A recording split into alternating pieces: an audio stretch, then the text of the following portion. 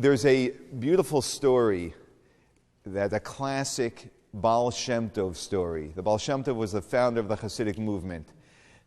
And the story goes that he was standing on his porch one morning with a bunch of his students, and he said, "Watch this." And trudging up the path was Chaikel. You know Chaikel? Chaikel the water carrier. He was the water carrier in the Baal Shem Tov's town. And he's schlepping the two buckets, making sure it doesn't spill, and kvetching, because the Jew always needs to kvetch.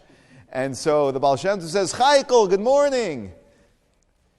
"Good morning, Rabbi. How are you doing today, Chaikel?" "Oy vey, I can feel every bone in my body. 20 years ago, life was so much better. I was able to move up this hill, and the Jews, for some reason, they keep on moving higher and higher on this mountain. It's getting more and more difficult. I don't know how much longer I'm going to be able to keep this up, and then what's going to be with my livelihood? What's going to be? Life is so difficult." And so the Baal Shem Tov wishes him a good day, and he turns to his students and said, "You heard how Chaikel's day is going? It's not a good day, not a good day." Next morning, he takes his students out on the porch again, because Chaikel's predictable. And Chaikel's walking up the path again, and he says, "Chaikel, good morning. Good morning, Rabbi. So how's your day, Chaikel?" "Fantastic. Thank God I have the strength to walk up this path with water so I can continue to deliver and make a livelihood. And when I first started out, I didn't know how to balance this whole thing. But 20 years into the business, I'm fantastic at it. And thank God I have food to feed my family, and everything is great." And he continues walking. The Baal Shem Tov wishes him a good day, and he turns to his students and says, "You see, Chaikel's having a fantastic day today." And he told the students, "Look, yesterday and today is the exact same thing for Chaikel.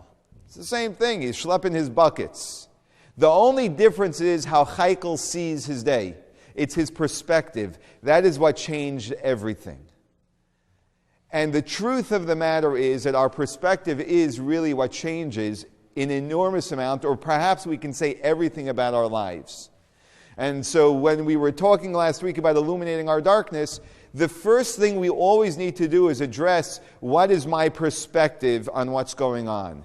If my perspective is a healthy one, a realistic one, then that's what my reality is going to be. If my perspective is an unhealthy one, an unrealistic one, then that's what my reality is going to be. It has a direct impact. Now, it's not always so easy to change our perspective, but I will tell you this. It's much easier for you to change your perspective before you find yourself in the darkness than once you're lost in it.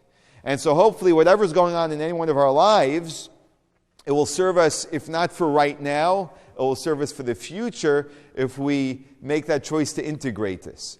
We all know that when we want to plant, we do this, I do this with my children. They do it in school. The easiest, most magical project to do with children is to take a cup of dirt, plant a seed in it, and suddenly watch it a few days later as it begins to blossom and grow. And we all know that when you plant the seed, what you're doing actually is sticking it into a deep reality of darkness. And not only is it darkness, it's disintegrating. It's actually corroding. It's going downhill instead of uphill. But suddenly, with time, it begins to blossom and grow. And we always have to remember, whatever it is that's going on in our lives, that there is always the potential of light in the darkness. This is what darkness is. God created the model of the world this way, that we go into dark, that God puts us in darkness. We don't put ourselves in darkness. We don't choose that. But when God gives that to us, we know that there is potential there for something to grow. Sometimes it takes longer. Sometimes we don't see it. Generations later see it. Sometimes we don't understand it, but we always have to know that there is some light there. So whatever we're going through, whether it's a challenge in a relationship, whether it's a challenge with our children, whether it's a challenge with our livelihood, we're just unhappy maybe. Whatever that darkness is, we have to know that there is potential there. The second we lose sight of that, there really isn't much hope. So That's darkness that's placed upon us. But you know, there's also darkness that we put ourselves into. And that's because of choices that we make, because we have choices to make every single moment of our life. We all had a choice of whether we're going to be here this morning or not. We have a choice about how many bagels we're going to have afterwards, if any, right? We have a choice about what we're going to do once this is over. We have a choice about how much we're going to listen now or get distracted by other things going on in our lives, right? We have choices all of the time. There isn't a moment that we don't have choices.